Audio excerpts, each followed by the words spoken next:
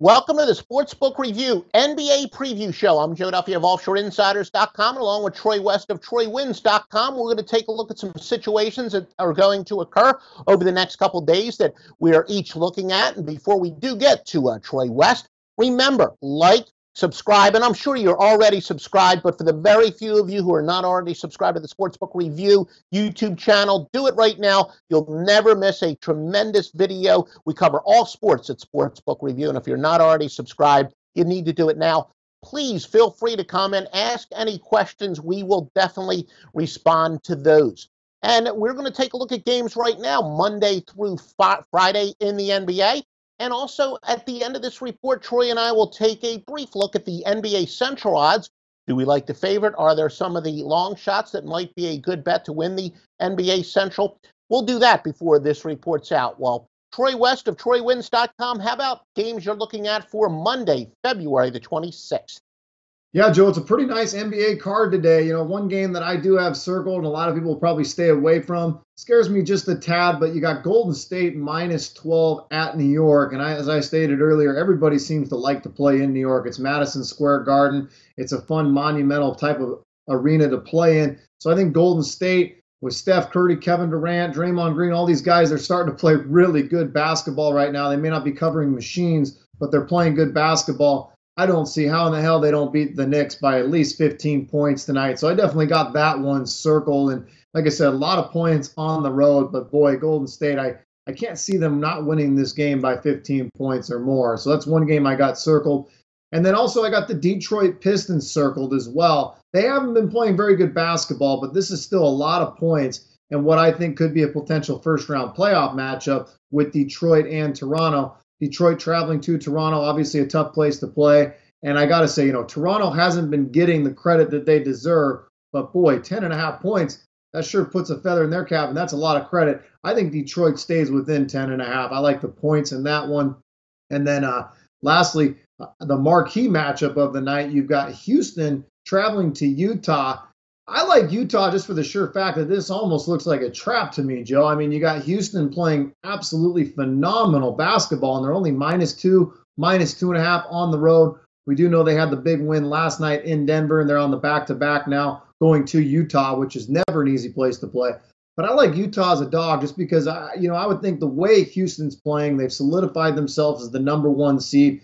James Harden solidified himself as the NBA MVP. Why are they only 2.5? That's got me scratching my head, which kind of makes me like Utah. Those are the three games that I do like for Monday.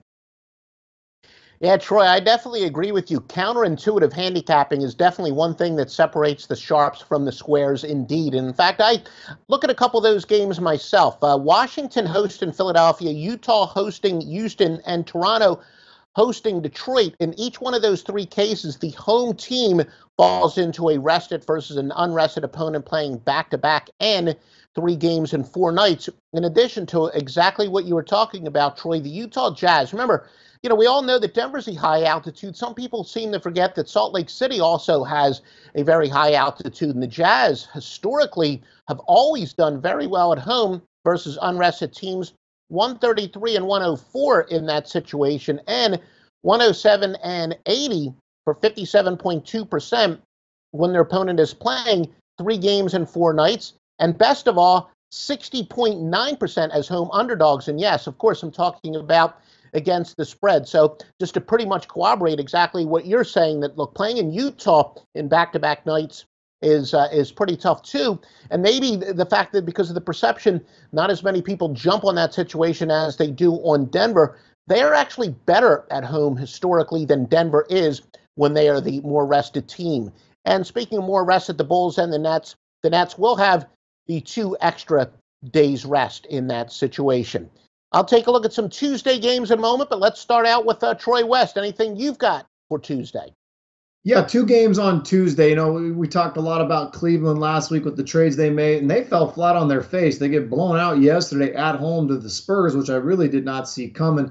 But tomorrow they get a bounce-back game at home against the Brooklyn Nets. I got to go with Cleveland in this game. I do think they will bounce back in a big way against a bad Nets team that, who knows, a lot of these teams are talking about tanking. I wouldn't be surprised to put the Nets in that category. So I like Cleveland to bounce back at home I think that spread will likely be Cleveland minus 7 to 10 range, but I like them to get a double-digit win at home and start to feel better about themselves again.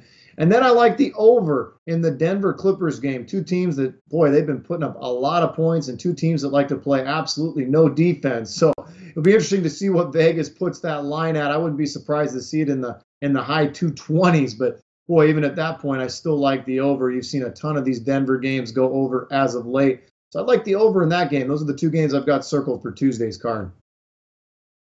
And Troy, you do bring up a good point. I'm going to get to my Tuesday situations in a moment, but why don't we just briefly discuss that? I think we as handicappers, that's a new thing that we really have to adjust to. The Philadelphia 76ers, we know they did the Tankapalooza for years, but as you said, I think there was an article even today on either on ESPN or CBS, one of the two, but they were talking about situations where teams are tanking. Should we actually bet against teams that we believe are tanking, or is it going to be a case now that the public is so aware of that the odds makers are going to over adjust, and that in reality, when teams are tanking, it's more so from a standpoint of the ownership and the coaches playing younger players. The players themselves aren't tanking, so therefore, based on that, you would think that the odds makers may over adjust. But as a handicapper, Troy, how are you going to handle that as we wind down the regular season? Yeah, I think like you said, keeping a really close eye on for teams for more than one game in a row. The Dallas Mavericks have been toxed into this tank mode. Like I said, I think the Nets could potentially be in there. I like to keep an eye on a team for, throughout the course of a week. And if it really looks like these scores are getting lopsided and checking the ATS, I do think there could be a value to it. You really don't think these players are taking the court and absolutely taking it, but the scores will prove it, and covering spreads will prove it as well. Yeah, I think it's my general thought that what I'm going to do when a really bad team gets blown out and then they're a big underdog, which inevitably these so-called tanking teams are going to be big underdogs unless they're facing a fellow awful team, that for the most part, that's usually when I like to go with the team. When they're a big underdog and off of a big loss, when the public hates them, is when I like them. But yeah, let me get to my Tuesday games. The Kings and the Trailblazers. Portland will be playing with 2 extra days rest. The Bulls and the Hornets. The Hornets will be rested versus an opponent playing not only back-to-back, but 3 games in 4 nights. Clippers versus the Nuggets. The Clippers will actually have the 2 extra days rest. And what I've said is that a lot of my great systems involve when the road team is more rested, even with the adjustments that the NBA made this year where they don't have those 5 games in 7 nights, which they did for years and years and years, that still the more rested team, more times than not, I would say, about 65% of the time, maybe 70% of the time, when you have a more rested team, it usually benefits the home team. But when you've got the exception to the rule that the road team is more rested, it almost always fits into the case where the normal home court advantage does not apply. And when the road team is more rested, that I do have an angle when they're playing at least a 4th straight road game, which is the case for the Clippers, 48-24, where people think they're going to be road weary, but they're going to enter this game more rested. And usually on long road trips, that does not happen. So I definitely like to exploit that anomaly. Well, Troy, how about Wednesday, February 28th? What are you looking at? Yeah, just 2 games for Wednesday as well. The big one here is the Warriors traveling into Washington. This is a homecoming for Kevin Durant. And anytime I think you look back, I don't have the exact statistics behind it, but when you get a guy like Kevin Durant that gets an opportunity to play in front of what is his hometown, it kind of really does bring the elevation and the motivation factor into play. And so I think Kevin Durant will rally up his guys, and I think he's going to put on a show in Washington against the Wizard team that's been so bipolar throughout the course of the year. So I like Washington to get blown out in that game. I really do. I'm not sure that line's going to be probably -7 to -10, but I like Kevin Durant and the Golden State Warriors on the road in Washington. And then I like to go back to Houston. They're going to be playing the Clippers. It'd be a big primetime game on Wednesday night. And I like Houston to go in there and take care of business against a Clipper team that's playing much better. A lot of people thought when the Clippers got rid of Blake Griffin that they would start tanking, but they've been playing pretty good basketball, putting up a lot of points. I like probably Houston in the over on that game on Wednesday night, which will be broadcasted on ESPN. And a lot of people think the Clippers may fit into the so-called Ewing theory. The Ewing theory, in short, is when a team trades their overrated superstar that they actually become a good team to bet on. I think Haralabus Vulgaris, a professional gambler, is one of those guys that came up with it. So, maybe Blake Griffin does fit into that category. As far as games I'm looking at on Wednesday night, three situations where you have a rested team versus a team playing back-to-back in 3 games in 4 nights. Golden State at Washington. Golden State, it would favor.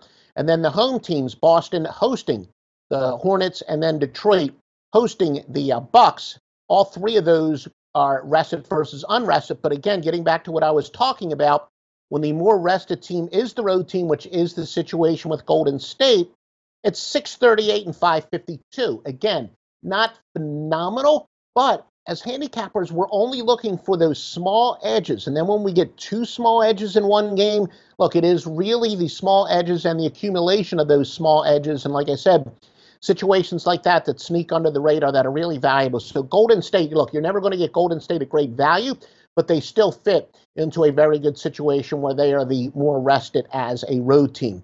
And Troy, every week we say Thursday is the toughest because, for a couple reasons that at least with my situations, they rarely have the back-to-back and the 3 games in 4 nights because they want a marquee game for national TV. And of course, quantity-wise, there's usually only 2 or 3 game portfolio on Thursday, so it's tough. I do have one note for Thursday, but are you looking at anything for Thursday or nothing jump out at you quite yet? Nothing jumping out quite yet, Joe. So, yeah, go ahead and speak on Thursday for us.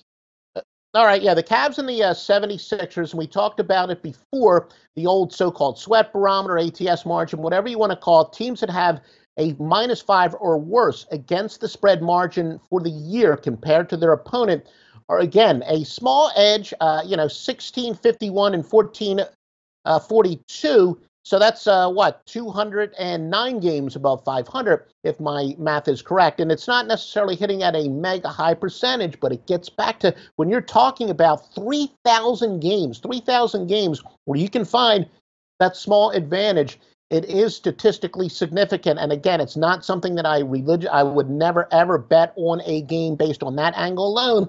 But we're talking about check marks and a definite strong check mark in the column of the Cavaliers. And I think both Troy and I have said that they are really the most intriguing team down the stretch. The Cavaliers, will they prove to really, are they going to turn it up a notch? And I know we've talked about that in previous videos. Well, speaking of the Cleveland Cavaliers, we are going to talk about the central odds. The Cavaliers are -450, Milwaukee +380, Indiana +580, and then Detroit and Chicago both at also rounds. But this is a more closely contested race.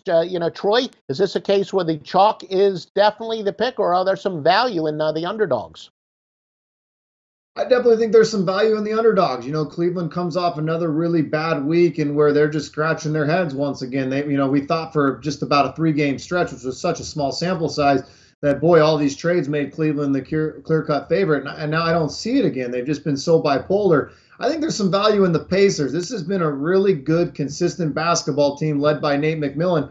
And it's ironic to think that they trade away Paul George. They bring in Oladipo and Sabonis. And this team's playing really good, consistent basketball. They seem to be motivated night in and night out. They're going to slip up at times, but this is a team that seems extremely motivated. Right now they're locked in at the 5 seed, but I know they're going to want to improve that seed. And I think Cleveland's kind of one of those teams that seems to be in and out of cruise control. I don't think they really care what seed they are as long as they go into the playoffs somewhat rested and playing better basketball. They know they got Kevin Love coming back at some point, but I think the value is actually with the Pacers. Like I said, they've been consistent.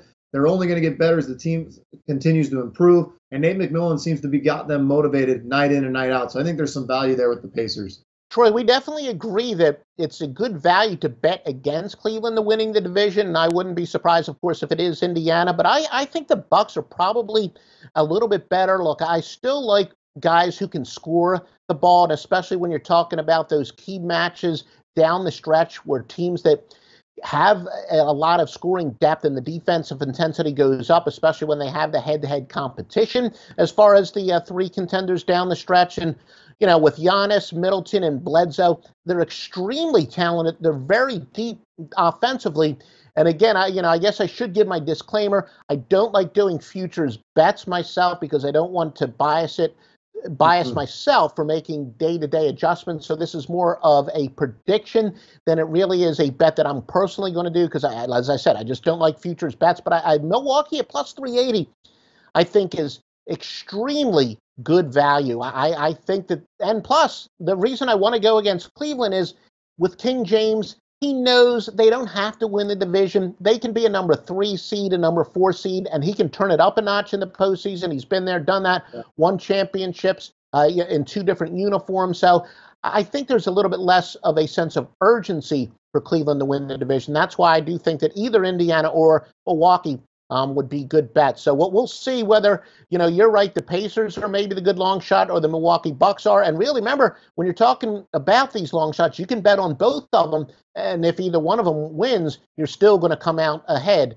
because of the long odds there. Well, Troy, we're definitely going to be back on Friday to take a look at the weekend games. But first, why don't you tell everybody what they can get on your website? Yeah, thanks, Joe. We had our best week yet in college basketball. It was outstanding over the course of the week, going 6-1. Come take a look at what we're doing. Extremely excited for March Madness and the conference tournaments, and we're still continuing to pick our spots in the NBA. But really, come take a look at what we're doing in college basketball. We've been on fire as of late, and like I said, couldn't be more excited for the conference tournaments and March Madness to finish out college hoops. So it's TroyWins.com. We're happy to give you a free trial if you come take a look at what we're doing. Yeah, and one of the many reasons why people should definitely subscribe to the Sportsbook Review YouTube page. I love the big man on campus. He's got that encyclopedic knowledge, and certainly as the small conference tournaments are beginning. But, I tell you, as much as I have enormous respect for him, keep in mind I have a little bit different point of view where I have it from more of an analytical standpoint, where my computer tells me where teams are going to be overvalued, undervalued, not just in college basketball, but also right here in the NBA, which we're talking about. And I do give free picks on an almost daily basis. So visit me for the best in analytics in college and the NBA, as well as some free picks at offshoreinsiders.com. And like I said, we're going to be back on our normal schedule. The All-Star break is, of course, over. We're back on our normal schedule. We'll be recording on Monday and Friday to take a look at games for the next 3-4 days. So join us again on Friday at Sportsbook Review. Hey guys, thanks for tuning in to our channel. Now, we've put a lot of work into producing all these free videos, so please help us out and keep all our content free for you forever by simply liking, sharing, commenting, and subscribing. Now, not to mention, a visit to our industry-leading website will warm the hearts of all our SBR employees, especially myself. Now, the links are over there to the left, so do check those out. Thanks for watching.